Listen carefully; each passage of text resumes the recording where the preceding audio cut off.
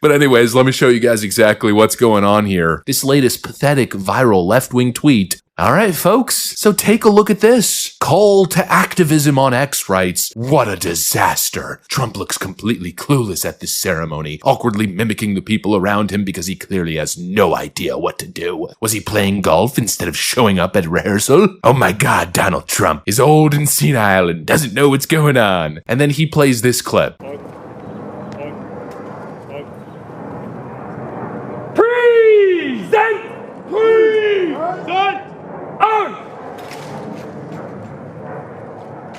What the hell am I looking at? President Donald Trump honoring America's fallen soldiers, standing alongside President J.D. Vance and Pete Hegseth, raising his hand in salute, a fraction of a second after J.D. Vance, and this, according to the left, is evidence of cognitive decline. I'll also hug you while you're armless, because I can't. He said cognitive decline. You know, he sounds like when he says that, sounds like Bobby Boucher. This is some high quality H2O.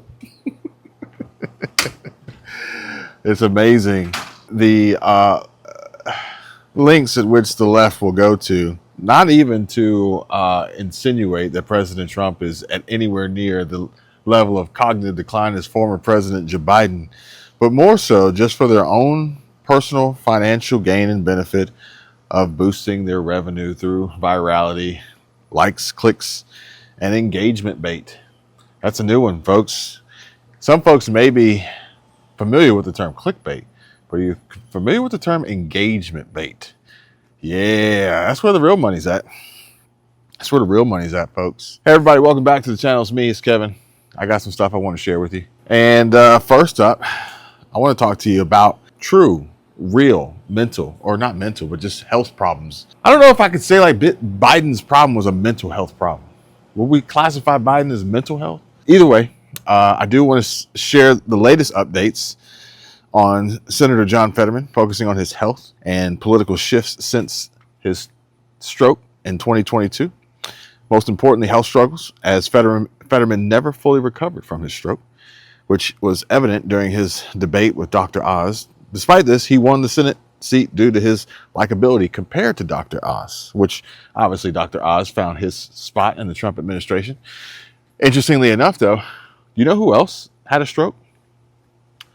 Jamie Foxx, who apparently says that this stroke was triggered by being drugged by Diddy, by some laced aspirin or something.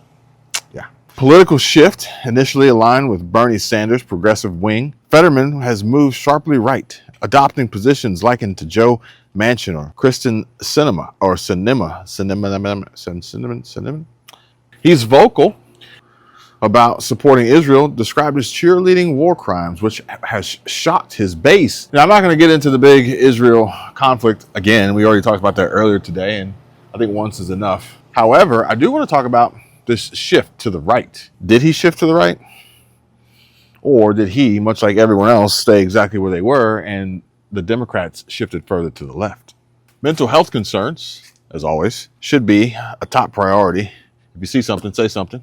Reports suggest Fetterman exhibits bipolar-like symptoms, including manic behavior, berating staff, and erratic actions like driving to Connecticut to visit a childhood friend's grave. That's not when he got into that car accident, was it? Staffers and his wife are reportedly concerned about his mental state and extreme social media posts. The staff turnover as a result, 2 more aides, Maylene Mayer and Carolyn Schaefer, recently left Fetterman's office, part of a broader exodus over the past 18 months, including his chief of staff and top aides. And this is attributed to his shifting persona and health issues. Probably completely unrelated, but Caroline Schaefer, that was one of his aides, former. Have any of you ever seen Christian Schaefer on YouTube? She just made a shocking announcement. I was kind of expecting, but also unexpected. Meanwhile, Fetterman's political fallout continues. His favorability is tanking, with only 22% among progressives and underwater 46 to 49% among Pittsburgh Democrats. Some even saying that the Democrat Party has left him. Critics argue he's unfit to serve, comparing him to a declining Dianne Feinstein, and suggest he needs serious medical intervention. So it's either you're one of us or one of them. I'm not one of them, but it's either you're one of them or you're not. I don't care if you're labeled a Democrat, you put a D next to your name, or whatever Senate seat you hold. If you don't align with our principles and our values, and more importantly, our propagandized rhetoric and our agenda, then you need to go. You've got mental problems. But Joe Biden's good. Joe Biden's doing cartwheels, and Jen Psaki says she can barely keep up with him. Barely keep up with the old man. He's spry. Meanwhile, public perception. Dun, dun, dun.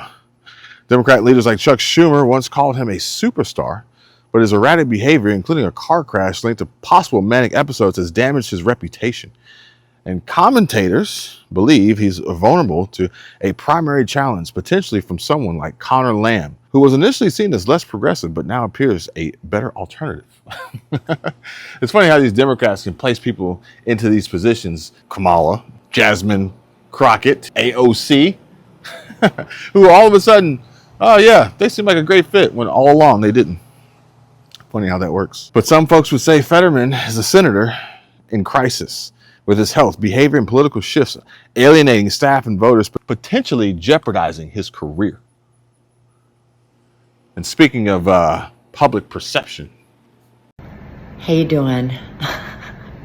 I felt like it was important to get on the blower and talk a little bit about how I'm feeling and wondering how you're feeling about the state of our union. I'm finding myself pretty scared about a lot of things, scared about losing my rights as a woman, scared about losing my right to vote as a woman, scared about losing autonomy over my body as a woman, scared of my parents' Social Security checks, scared of food banks running out of food and not being able to replenish because they're no longer getting federal funding.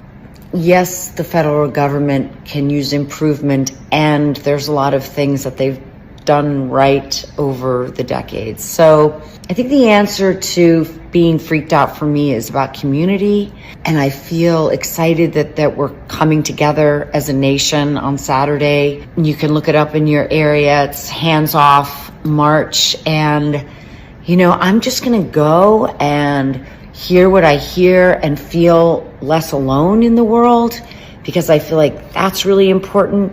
So if you're worried about anything that's going on in the world, I would suggest that you might want to get out there and have your body counted and your voice heard. And we'll probably learn a lot and help each other just by being together.